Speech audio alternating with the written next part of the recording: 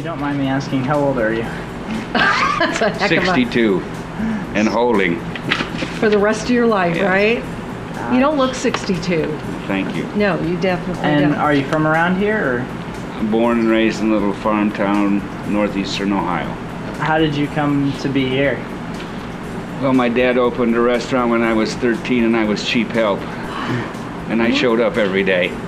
What he kind of made sure. restaurant was it? It Seth? was a little drive-in hot dog stand, root beer hot dogs, coney dogs, you know, kind of like a Sonic kind of So it was thing up lots there. of hard work at 13. Oh, yeah, yeah.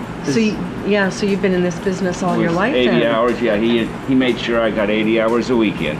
Oh my gosh. Nine And go to hours. school. What did you do there, Seth, when you were 13? Well, I started out as a dishwasher. Okay. And the next year I went to the soda fountain. And the next year I was on the fry line. And the next year I was on the broiler. Okay. So you cooked at a Cooked, young little absolutely, age. Absolutely. So you like to do all of it. You like to bake. You like to. I'm not a great baker. I don't like flour on my shoes.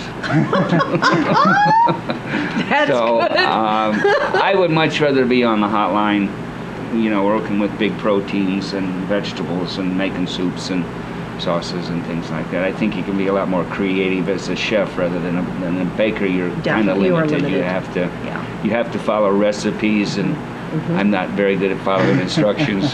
So Where did the name come from, Seth? we were in, 2009, and we were trying to go back, reflect back, and we Echo. echo. Echo's Somebody good, said, yeah. came up, said something, well, kind of like it echoes, and so right away, That's we perfect. jumped on the name. So for those skirt readers who are wanting to know what's unique about Echo, what would you tell them? It's a unique concept, it's unique food. I hate to say New York-ish, but You are. we try to be very a little more cosmopolitan than most places, and it's not so much heavy wood and It reminds me very much of Toronto. right. You're It really. exactly I'm right. Canadian and I'm Right. from there, and it's Toronto's very. a wonderful isn't place it a to go and wonderful eat. I Oh, love isn't it? I had one of my appetizers on my first menu was named Toronto. You're kidding. Yeah, it was an escargot dish that I created when I was up there a couple of weekends. And Kind of European and very clean. right, we were very much a chef-driven operation. There are 5 executive chefs that are involved in this restaurant, and Wow. in some form or another.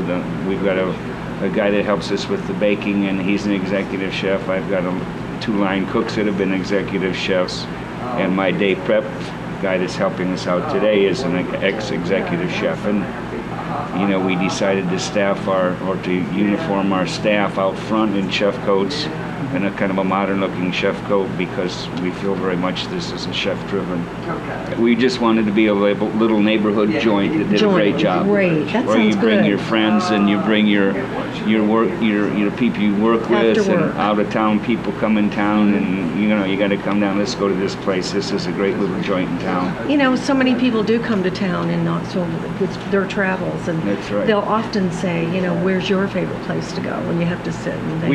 We this is probably perfect. get 2 or 3 tables a night that are people from out of state that are in visiting somebody. And last night we had a couple in from New York and in from Arizona, and Good. That's what meet you our want. friends. And so we go to the table and talk. I try to talk to each table at least twice during the visit. Nice. See if we can do anything special for them culinarily or cocktail wise, and then I want to make sure everything was right when it gets out there, because if it's not, I want to fix it right away. I've eaten here once since I opened this place, and it was the bison strip steak. Was it? Yeah. Okay. Yeah, it's the best steak in town. That sounds good, yeah. Yeah, that's a very, So your last dinner, that would be it, eh? that would be Your it. last meal. Yep, a cold beer and a bison strip Cold steak. beer. Okay, I like that. And do you ever feel like it's just another day of going to work, or do you really enjoy everything about working here? I've been fortunate. I've been in the business. This is my 50th year in the kitchen. 15th year. And Oh my I've gosh. never had to go to work. I always wanted to get there as soon as I could. I can honestly say I've never had to go to work. So it's not work for you. It's just a love of what I love what I do. So there's no job, no work to it. Gotcha. You went to Culinary Institute in New York. when they had just moved from New London to Hyde Park, Yeah. and then the class I was in was the first graduating class. I just visited the Culinary Yeah. Institute a few years ago. Oh my God. It's What huge. a fabulous place. Yeah, it was On the Hudson Yeah. and the ice sculptures, and I was just, It's great. I mean, was the thing has amazed. become a mega monster. it's huge. Yeah. Originally, the only thing was the old Jesuit 6-story. Yes. I had my mission. culinary apron. There you go. Yeah. That's good. Yeah, yeah. Good Yeah, for you. it's- So you it's went a to the great- Culinary Institute and worked construction to get there. Good for you. Our signature questions. What's your favorite thing about reading Skirt? Well, I think it's a very updated publication. It keeps you very in tune on what's going on in the area, in Knoxville. Certainly the Bearden area, which I'm very interested in. It's very easy to read. What's the best thing about wearing a skirt? It's a cool breeze at the end of the night after you've worked a hard shift on the broiler. Oh, that's good.